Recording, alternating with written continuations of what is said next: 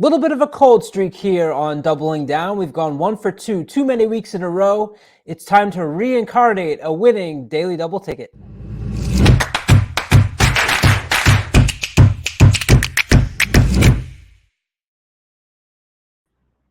What's up, everybody? My name is Colin Sheehan. Welcome back to Doubling Down with Colin Sheehan. I'm joined by the Sniper because we need to get a guest that can hit a daily double on this show.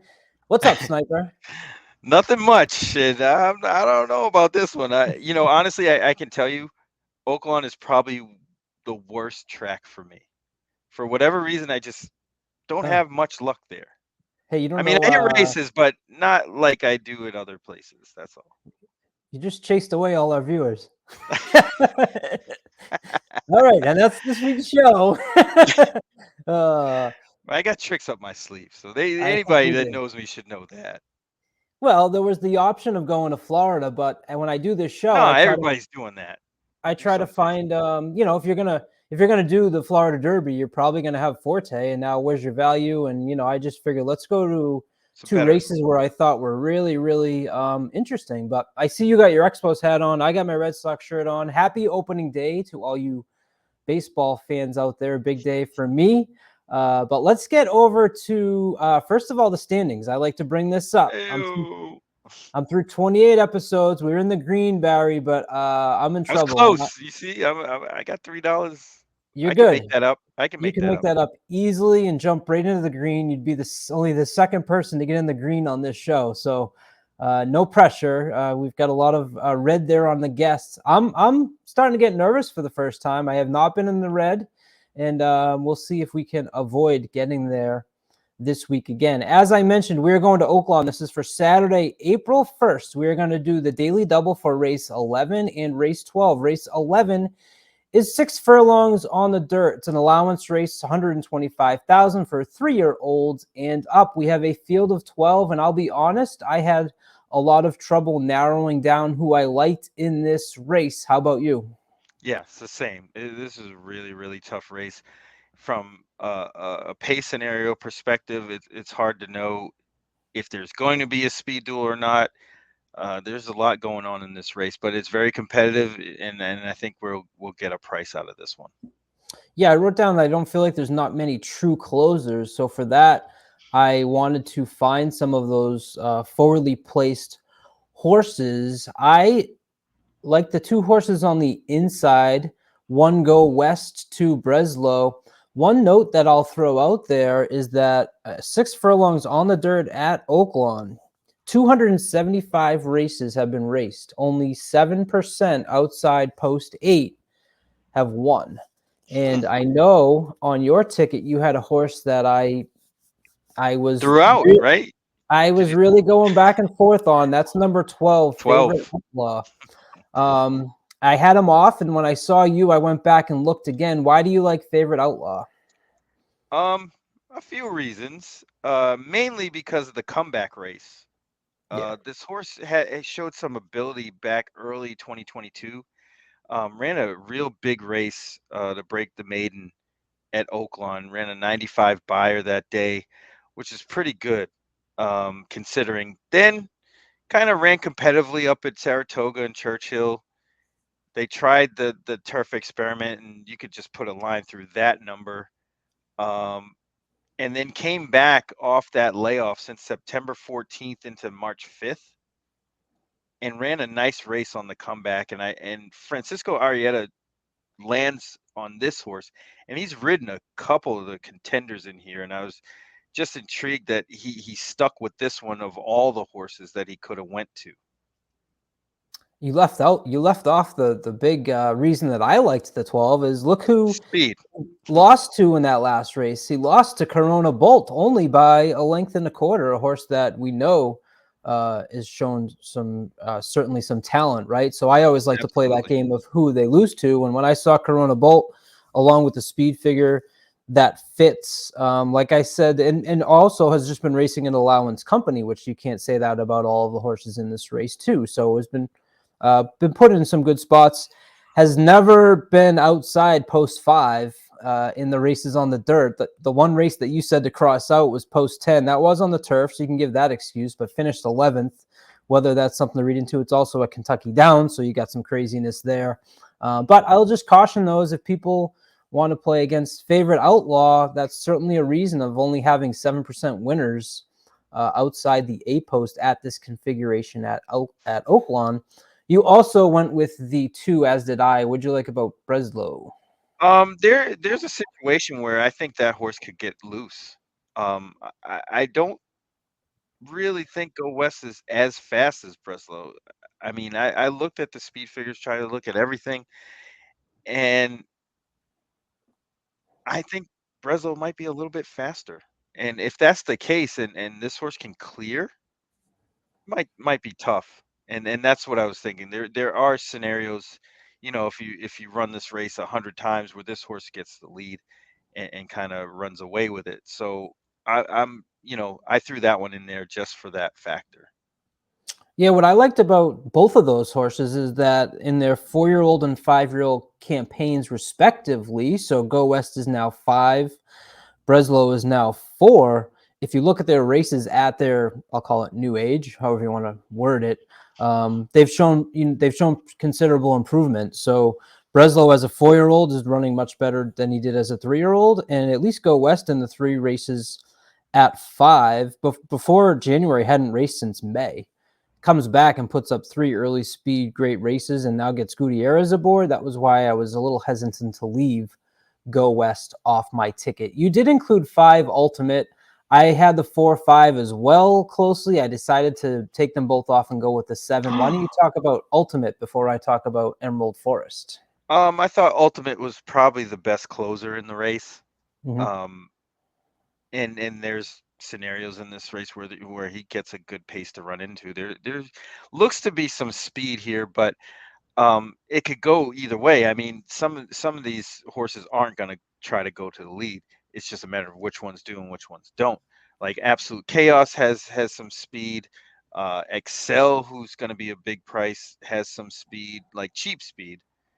Emerald Forest, but it's just a matter of tactics. And with the scenarios involved, that's why I used, a horse that could go to the front and then a closer just in case.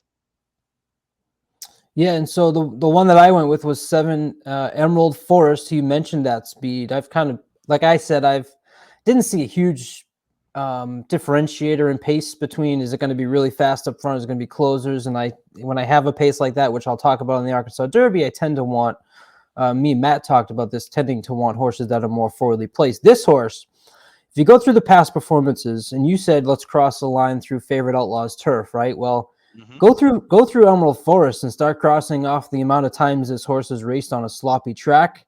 Cross out the 5 furlong races. Cross out. He had the win the 6.5 furlongs, but let's just focus on the distance and a fast track. A fast track, 13 times this horse has raced on it, 7 wins. That's a pretty good strike rate right there for you. At the distance, 9 times and 2 wins, with 6 of those being in the money. This 5-year-old is now trained by Robertino Diodoro. The first time in this person's trainer's barn is hitting at 23%. He's 25% overall. You get Rodriguez back, who has a victory on this horse. This horse has also won at very multiple tracks. So although it hasn't raced at Oaklawn, has shown the ability that to run on different surfaces hasn't been a problem. So I wanted Emerald Forest on my ticket as well. You made a noise. Were you surprised I went with Emerald Forest, or was that just a... Yeah, I was a little bit surprised, but I mean, Okay. this horse makes sense because, he has actually some tactical speed. He doesn't really need the lead, and he's going to be forwardly placed. Also, was caught up in the jockey musical chairs. Mm-hmm. He had Ray Lou last time, who goes to Go West, where Arietta was, and Arietta was also on the 2, then ends up on the 12. So there's a lot going on here. It's a really tough race. So hopefully that lends to getting us some good prices, because when you have that much chaos, usually people don't know where to go, as it shows as we've talked through these, and hopefully that means that you can make some value. But You're going to single in the Arkansas Derby, which a horse Yes, that I yes. talked about on my preview that I absolutely love. Let's take a look at the Arkansas Derby being run at Oaklawn. This is a horse that this is a race that's obviously Kentucky Derby points eligible. It's going 1.125 miles. We have a field of 11. The favorite is number 8, Reincarnate. Who are you singling? I am singling Reincarnate, who probably I don't think will be the favorite. Okay. I think the line's a little bit off. I thought Red Route 1 would probably be the chalk, Really? Okay. and Rocket Can probably be second choice, and then I thought Reincarnate would be third choice. But they're all going to be close. And even Angel Empire will probably take some money, especially off of the last win. Me and Matt felt like the pace is really not there for a horse like Red Route 1. And we went through on our preview show of when this horse hasn't had pace to run at, hasn't Not really good. not Not performed good. really well. So I'm a Red Route 1 fan, but I'll pass. In this instance, you hit on the horse that I really am excited to see run back as well. That is the 8 Reincarnate, who had a really tough trip last out. Not pumped about the price, but if you don't think he's going to be the favorite, then I'm all ears on that, because that is only what I would love to have is a better price on Reincarnate, who was a horse that I've talked about multiple times about being excited about the run back from the Rebel, where he finished third but shuffled back really early, was making a run, and then had to check, had kind of all the excuses that you could put in there for Reincarnate. However, I didn't single Reincarnate, even though I'm high on Reincarnate. As you look at my ticket, I also decided to add 2 Eagles River, the number 4 here, for Chris Hartman, with morning line of 10-1, hoping I can catch a little value. I talked about this being my value pick on the preview show with Matt. I believe he'll be forwardly placed. And as I mentioned, I don't really feel like there's a full advantage to either being a closer or having the early speed in this race. It feels like it's kind of even. So I'd rather have a horse that's going to be closer to the front. That last time this horse was defeated by Disarm, who obviously just ran really well in the Louisiana Derby, finishing second. The concern is 2 Eagles Rivers off Lasix. The last 3 races have been on Lasix. Hopefully that is not a concern. Did you even consider going anywhere else other than Reincarnate, or is he just a heavy No, favorite I for did you? not. Yeah, that's he ran a really good race. And one of the things that, and I was talking about this with Chuck Simon, is that the horse got shuffled back early, took some dirt. It was kind of clear that the horse really didn't like the slot per se. Took a lot of dirt in the face, but didn't stop, and actually kind of ran better at the end. And that kind of impressed me for a horse that usually is really, really more forwardly placed. And that I thought was very impressive, especially for a young horse like he is. And now back into a similar spot. Actually, this might be an easier spot than that last race. Hopefully getting a fast track, and all things being equal, I think this horse is probably the best in the field. Yeah, I remember Reincarnate comes over from California, so that was the first race on the East Coast, and it was wet that day. It was sloppy, and that's another great point of not only did he break bad, so now he's behind all those horses, taking way more kickback than he probably preferred. So I am. We don't talk about our tickets about 10 minutes before the show. I'll ask my Right. guests who they like, and you put 8 single. Then I messaged you back and said, Reincarnate, baby. I love to see it. Reincarnation. Reincarnation. I like that. We should come up with some shirts. Are you a fan of Reincarnate beyond the Arkansas Derby? Yeah, actually, I mean, there's really not much, as far as the 3-year-olds that are being assembled. It's very top heavy. You have Forte, who's looks very strong at this point. And I think Reincarnate is going to be right up there. And beyond that, it's kind of up for grabs. Yeah. Yep. And I joke that the true Tim Yakteen horse, Practical Move, That's um, that's his horse. Yeah, is his that's the horse who's one. done It was really, very really good. well. Yeah. Reincarnate, for all of you out there, is that situation, kind of one of the only ones where was previously trained by Bob Baffert, has been moved into the Tim Yak Teen Barn. Where are you going to be Saturday, Sniper? I am going to be on the 3rd floor of Tampa's clubhouse, probably all day. Awesome.